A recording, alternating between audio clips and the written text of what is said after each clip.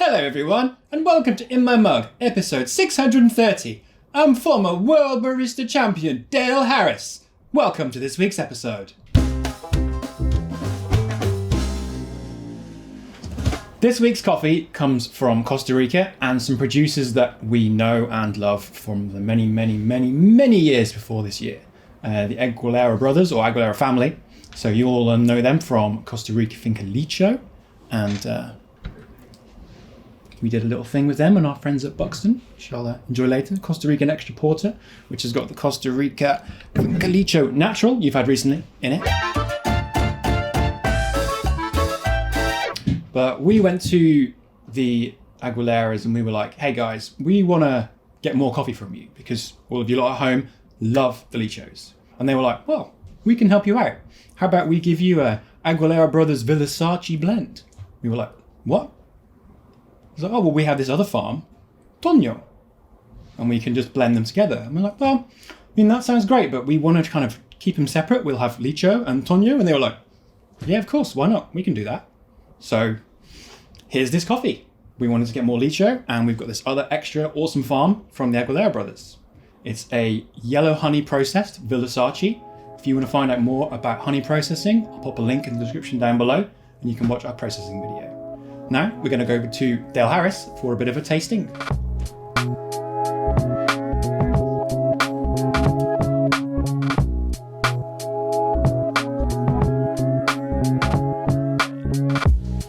Hello.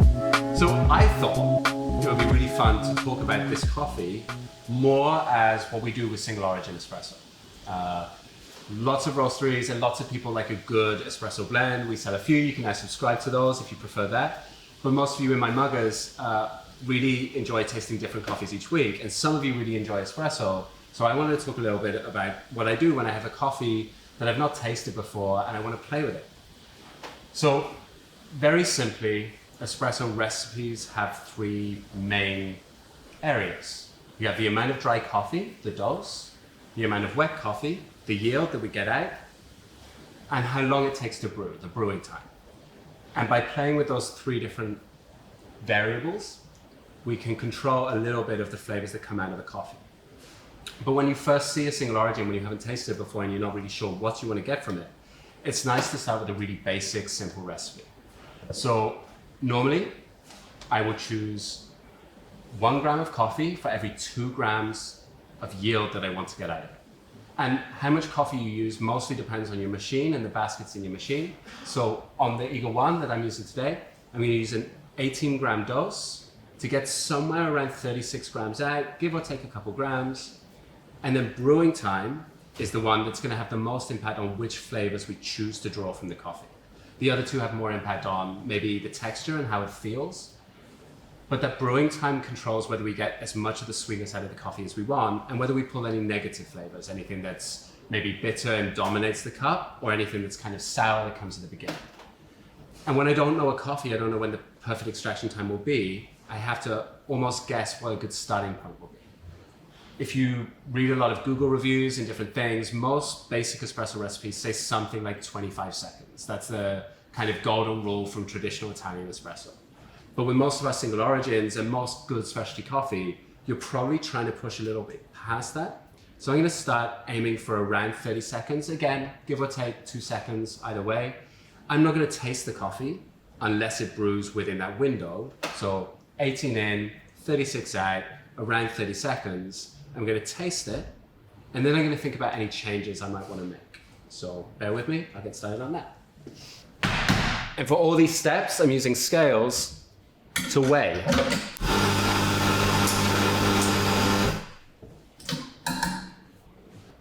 So we've got a nice 18.2 gram dose here. And if I could just find my tamper, we'd be golden. Ah, fail.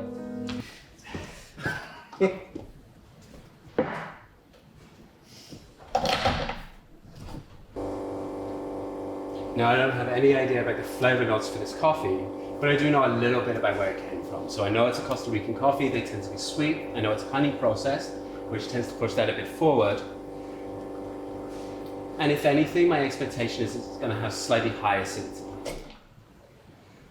This was an 18 gram in, 36 out in 32 seconds. So it's in a good place to taste. If it had brewed faster than 25, 26, I'd literally pour it away, start again, grind a little bit finer. But before I make any other changes, I'm gonna see if I can magic up a friend who can taste this with me. I'm sure there's a...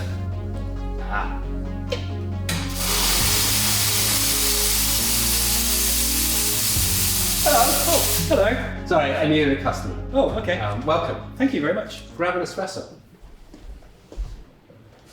I thought, rather than us judging this just based on my dodgy palate, it'd be good to have a conversation. I've never made espresso that Chris likes, so this could be our big chance. Let's give it a spell.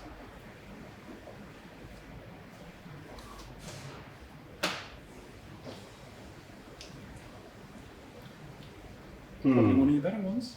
Thank you. Well, it doesn't mean it's good. It just means it's... No praise. what do you think? It's very nice. It's very, very sweet. Yeah. Like straight away, there's a lot of sweetness. I thought this was going to be a lot more acidic.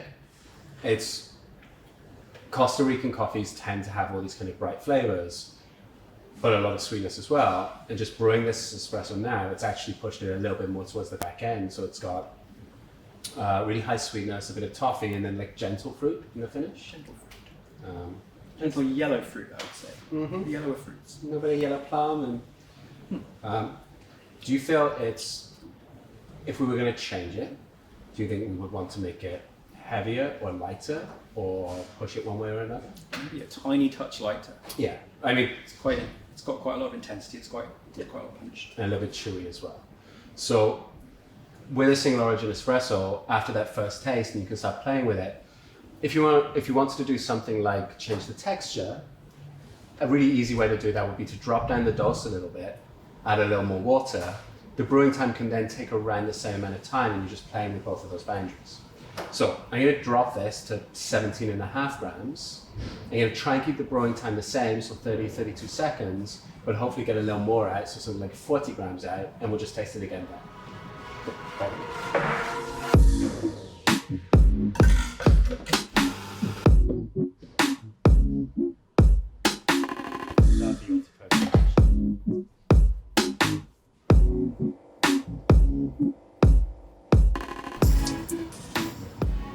Alright, so we've got 43 grams out. It was a touch faster.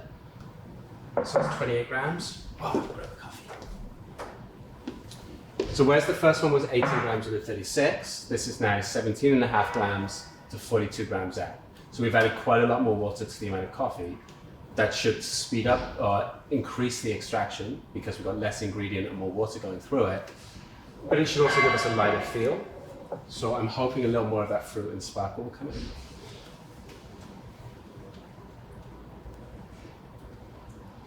Oh yeah, instantly notice the different texture. Mm-hmm.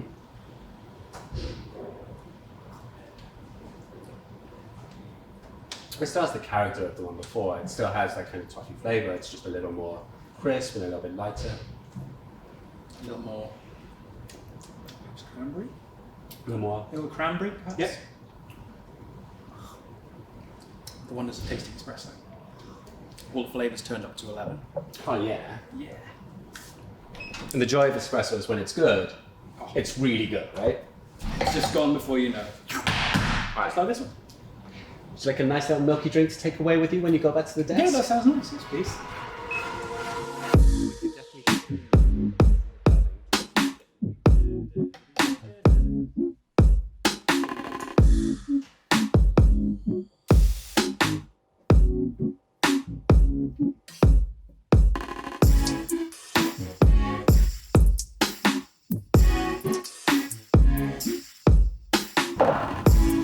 And for you, sir.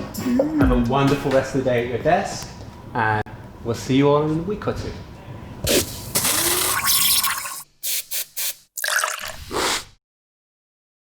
What do you mean I'm too short? Thought I forgot. Life's too short for bad coffee. This may take like 7 takes. I just had to work out what I'm actually saying now. We don't know. Roland! Can you release me so I can go back to my job, please? No, you have to stay here and watch. Otherwise, I get lonely. Been distancing next to this espresso machine for months now.